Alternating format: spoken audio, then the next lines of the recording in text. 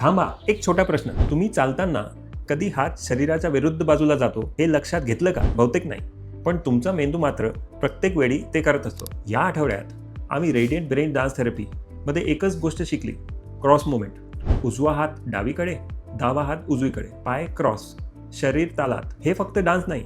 अशा हालचाली करताना मेंदूचे दोन्ही भाग एकमेकांशी सतत संवाद साधतात. लक्ष वाढतं, समतोल सुधारतो, शरीराचा ताळमेळ चांगला होतो आणि सर्वात महत्त्वाचं, वाढत्या वयातही मेंदूला नवं शिकण्याची संधी मिळते.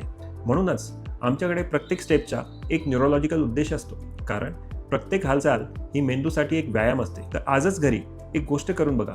फक्त 1 मिनिट शरीराच्या विरुद्ध बाजूला हात आणि पाय हलवत तालावर चला. आणि हा व्हिडिओ तुमच्या आईवडिलांना, आजी आजोबांना आणि मित्रांना नक्की पाठवा, कारण नाच फक्त आनंद देत नाही, तो मेंदूही मजबूत करू शकतो. Radiant brain dance therapy. Move better, think better, live better.